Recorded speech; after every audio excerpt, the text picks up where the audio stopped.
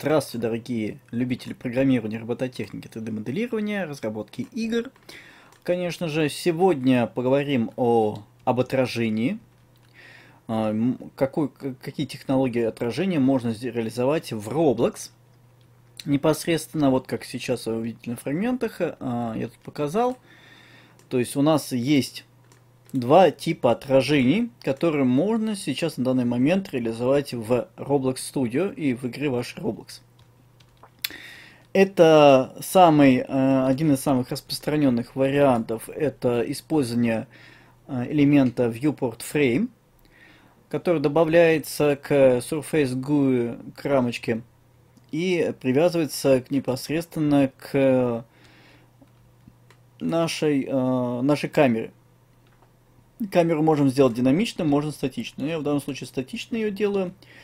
Эта технология называется полное копирование объектов для создания отражения. То есть в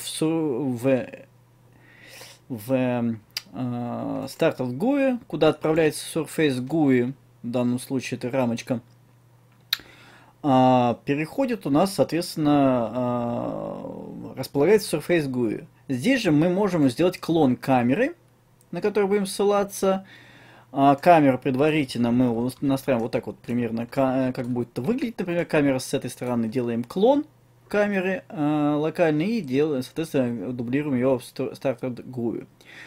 Для Surface GUI мы добавляем Viewport Frame. А в Viewport Frame в Properties мы указываем с вами в первую очередь камера. То есть какая камера? В данном случае я отметил, что это камера, та, которая находится в Start GUI, то есть клон ее привязывал. Дальше в Viewport Frame я могу создать папочку, сейчас объясню зачем. И, например, сюда же размещу клон объекта, который должен отражаться. Ну, в данном случае вот у меня красный кубик, я его, соответственно, сделал клон, он находится у меня также в Workspace. Я создал клон и отобразил его в Viewport Frame, соответственно, разместил, и он отобразился, вот как он будет отображаться. То есть все, что мы положим во Viewport Frame, будет отображаться на Surface GUI. Обязательно нужно, конечно, Surface GUI привязать к объекту, к которому он прикреплен, то есть к нашему вот этому элементу парту. Это через вкладочку Andorne. Соответственно, привязываем. Плюс мы должны с вами настроить, с какой стороны будет отображение, то есть грани. Там front, left, back, top или button, в зависимости от того, какой вы там растянули. То есть это легко уже понять, когда просто добавите viewport, он такой беленький, и в зависимости от указания какой стороны у нас, соответственно, будет появляться здесь либо с одной, либо с другой стороны элемент изображения белого. Также можно поколдовать здесь в Surface GUI с масштабом пиксель. То есть от этого будет зависеть тоже эта реализация. Но не всегда, в зависимости от того, если вы будете подгонять под размеры. В данном случае у меня вот Viewport Frame привязан по size по масштабированию. То есть 1:1 согласно масштабу размера расположения нашей области парта. И, соответственно, подгоняется к Surface GUI автоматически. Итак, а зачем мне фолдер? Здесь папочка. Например, мне нужно сделать так, чтобы я подходил и как зеркало отражения наблюдал свое. Для этого мне нужно непосредственно здесь создать локальный скрипт, например, для Surface GUI, который в Start GUI будет лежать для обработки с элементом. Далее мне нужно для триггера. Зачем мне триггер? То есть я должен определять, когда я должен отражение получать, когда я подхожу непосредственно к зеркалу. Только тогда мне нужно и прорисовывать это дело, а в других случаях мне это и не нужно. То есть я задам, например, триггер, могу отключить его, соответственно, Can Collide, чтобы можно проходить сквозь, можно не отключать, ну, в зависимости от этого мы будем смотреть, процесс касания. Процесс касания. И у меня, соответственно, есть еще удаленное событие. У меня вот удаленное событие ремонт Replicated Storage.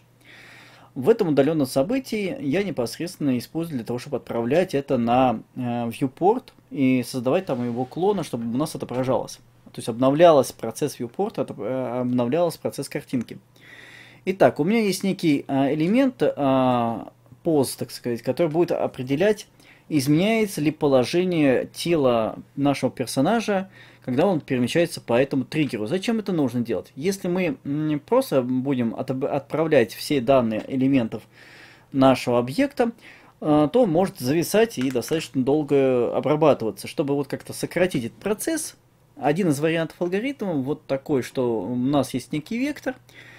Мы говорим, что если он не равен положению нашего персонажа, который коснулся, то тогда мы начинаем делать интересные моменты. Мы определяем, кто это игрок для в players папки. Мы определяем положение нашего персонажа через Humanoid Root Part и привязываем к pose, чтобы потом перезаписать. Далее, ну вот это вот нам не нужно уже, это для другого алгоритма было. Дальше у нас цикл. Если у нас папка была заполненная, viewport frame folder, то мы его, соответственно, пробегаем все элементы и очищаем. Далее мы опять пробегаем все элементы нашего объекта, нашего персонажа, нашего 3D-модели нашего персонажа. И, соответственно, делаем их клоны.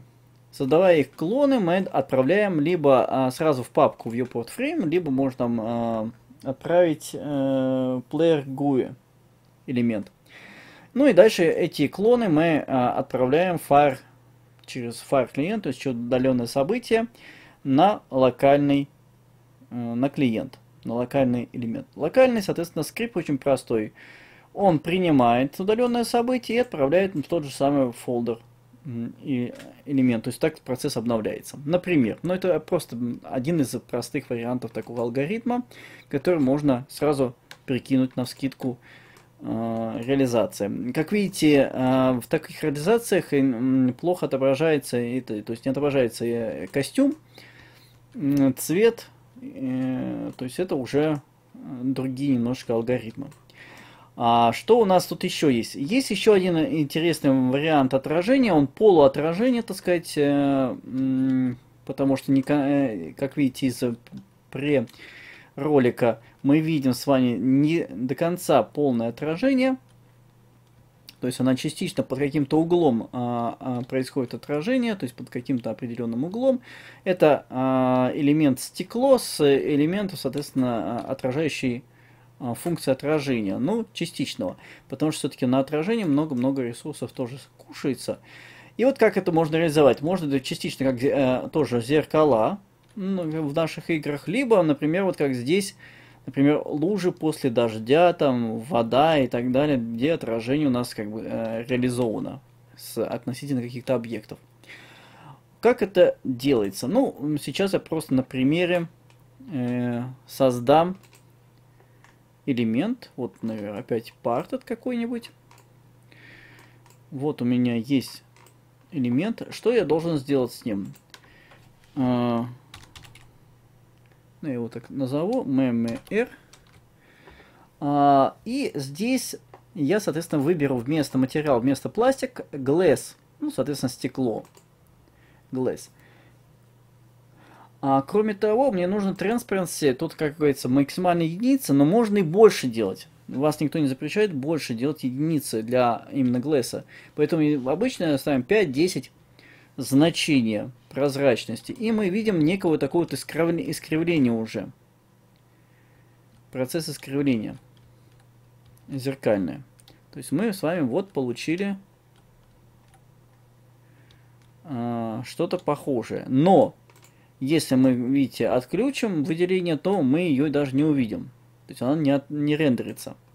Чтобы она рендерилась, нам нужно добавить элемент Hatch Light. Hatch Light. Вот он. Как бы такая подсветка. подсветка зеркала. Вот его, соответственно, Highlight можно, соответственно, либо там сделать определенный цвет, чтобы это было как будто вода там, либо отключить этот Highlight через Enabled, но реализация отражения у нас будет, как вот сейчас у меня. Давайте посмотрим, как это у нас получилось. То есть, обратите внимание, вот я сейчас подхожу, и у нас происходит тут процесс копирования всех элементов модели частичной, которая коснулась нашего триггера. Если я не меняю положение, то есть гуманоид root part остается на месте, мы, соответственно, и на месте непосредственно ничего не вычисляем, что экономит нам ресурсы. Ну, вот так. Ну, соответственно, камеру я поставил так, что он смотрит вот туда, в сторону, соответственно, зеркала, и поэтому, когда я смотрю вперед, он смотрит на меня, соответственно, вперед. Ну, что он может быть наоборот. То есть камеру можно поменять, чтобы это правильно реализовалось. Сейчас я попробую это сделать.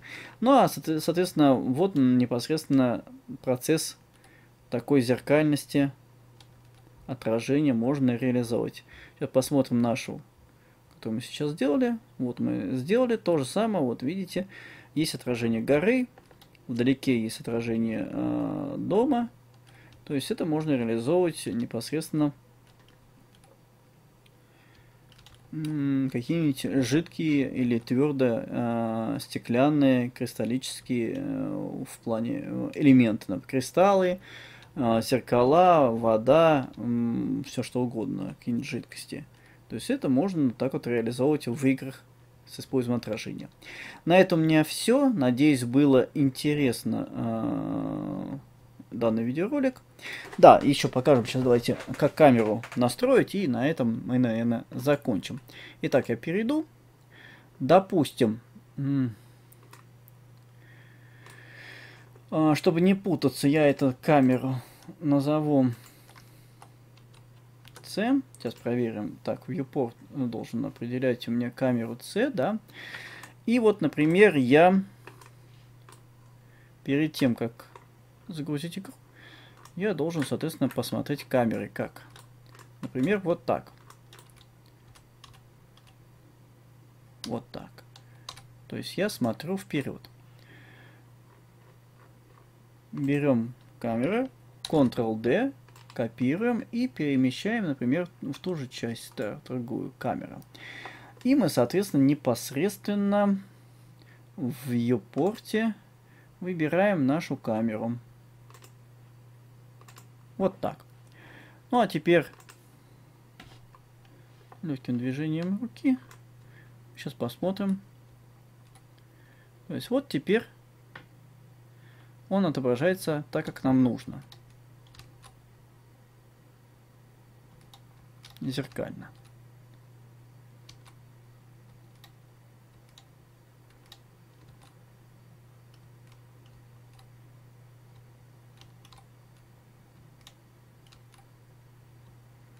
Вот на этом у меня все. Всем спасибо за внимание. До новых интересных проектов. Пока-пока.